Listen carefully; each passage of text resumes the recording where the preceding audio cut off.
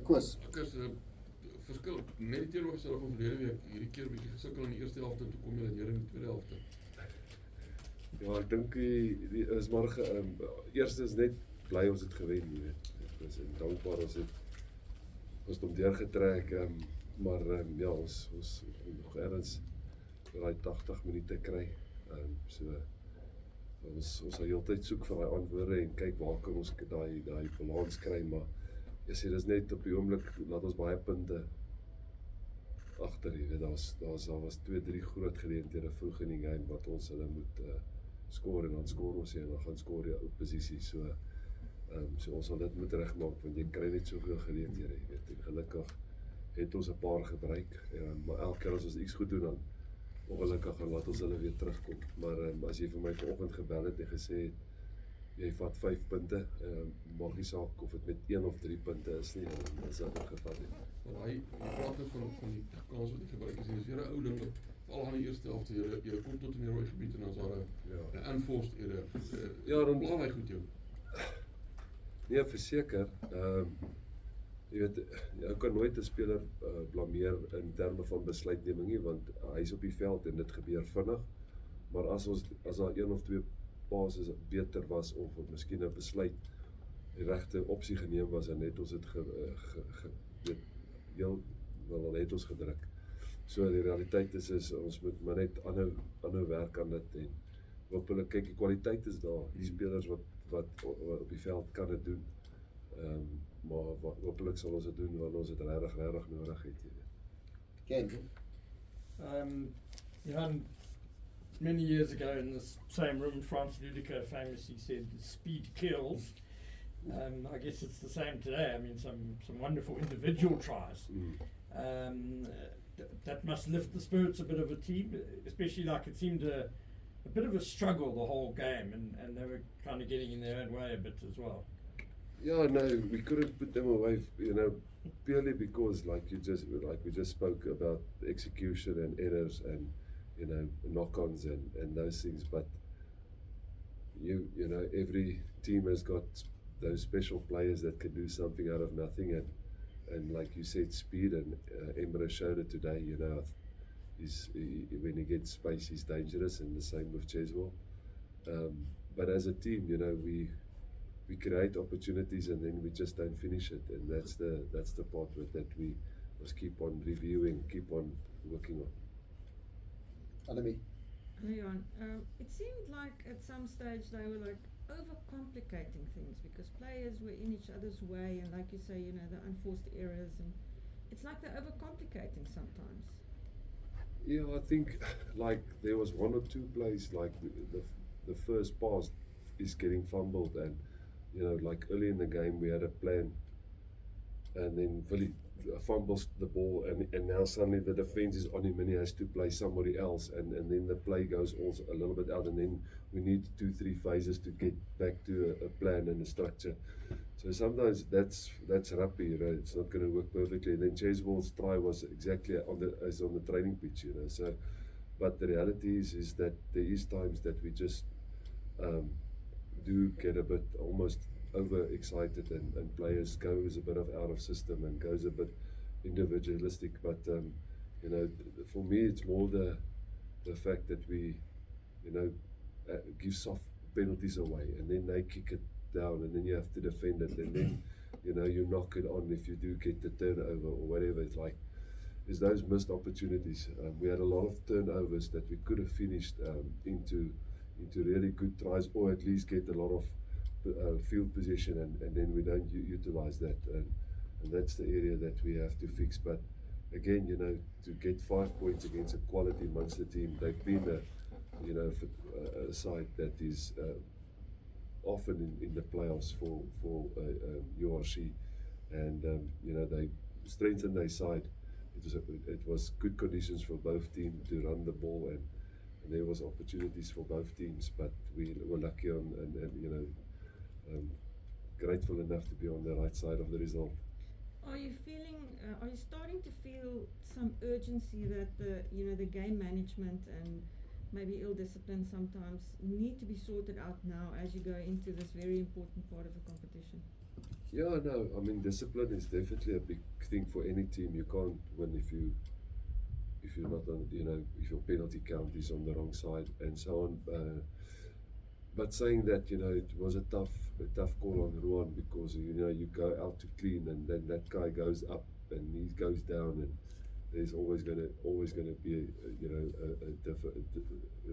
rule with head contact and so on. But no, I felt the game management, we exited well at times, you know, but where we didn't do well is when they kicked behind us.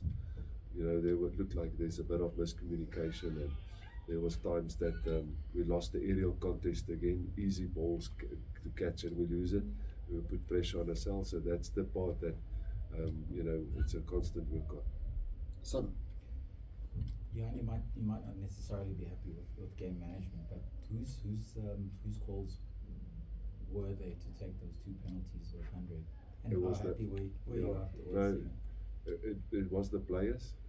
So obviously, great calls because it was over. If it wasn't over, then we would have said not good kick to the corner. But no, I mean at the end of if you look at the result, it was crucial, you know, to get those 6 points and just build up a 12-point lead. So yeah, and obviously with a kicker like him, he probably, you know, going to kick it more over than miss. So it was good calls. And yeah. No, sorry. No, you had a question. Yeah, I do. I thought he was going to ask another question. I was going to ask. Okay, so how disappointed are you to have allowed them those 2 league points? Because if you hadn't, you probably would have taken their place on the table. If you look at it in that way, Sim, that we could have probably swapped on the table, but then again, you know, we can't rely on them to go and lose or to go and win games. It's in our hands, so it doesn't matter where they go and what opposition and games they've got left to play. We know what we've got left and what to do, and again, like I said, 5 points keep us in the race, you know, and that's the most important part, and that's the biggest box we can tick, you know. So regardless of everything that wasn't good, there was still enough positives to get the result, and that's the big thing to focus on. Okay, yeah. You talked about the kicks behind you guys, and you saw so many, I don't know how many, 50-22s, and Willie kicked a brilliant 50-22s. That seems to be becoming a thing now. Yeah. Going for 50-22s, is that something that you're going to have to work on to make sure that, you know, you're not as vulnerable against it maybe? Yeah, again, you know, they exploited it well and kicked it well, and you must, you know, sometimes that is something you don't often almost want to say ID, because the way the defense works from a scrum and from certain areas is you can't cover everything. You either must make a choice to leave backspace open and have a strong defensive line up front, or you cover the backspace, but then the teams can expose you specifically from a scrum, because you know it's one-on-one tackles that you have to defend. So it's something that they did well, and then at a crucial stage Willie did it, you know. So it's just a scanning thing, and those guys to execute those kicks, and credit to them, they did it well. But everybody is aware of it, Emil, but I think the execution, you know, it's not opening as easy as it is. So, you know, you have to plan it either from a set piece or obviously, you like Willie today, on the run, see that space. Anything on their lineouts? I mean, I saw a lot of them, you know, short throws, you know, to the front there. Did that catch you out a little bit? Was it unexpected? No, that's great though. Okay. Now, if you get a team to do that, you must know you've got them under pressure in the lineouts, because that's the last resort they take. And then you get a lot of pressure on the 9 and 10. If they get the ball they want in the middle or at the back, then you know they've got the upper hand almost.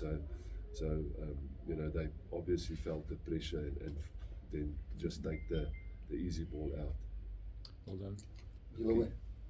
Coach, obviously you speak about the 5 points that you got, and that's a boost for you guys. The log, I understand it's always changing, but it puts you in a very good position. Are you starting to not only look to consolidate 8, but are also looking to creep into those 4 spots to get into a home playoff?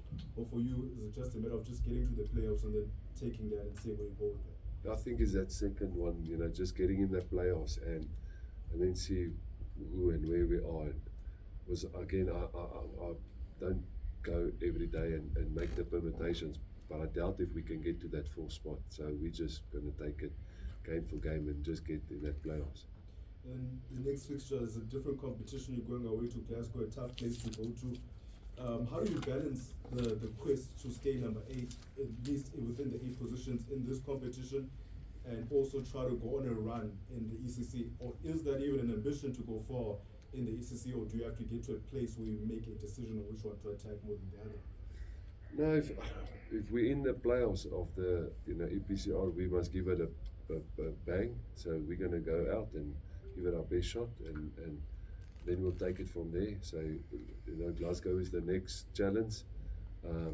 Obviously, we need to be better than today, because they definitely going to punish you if we defensively made the errors we made today, and therefore they will.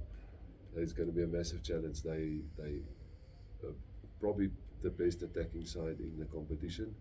So we've got a big challenge ahead of us, but we've got nothing to lose. We're going to go there and really go hard and give it an opportunity for us. And if we go further, that's great. I think then we have to give it a run, and then we can't control what's after that.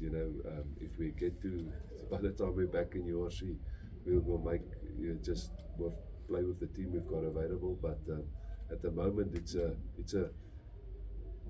privilege to play in a top 16 EPCR match. It's one of the best competitions in the world.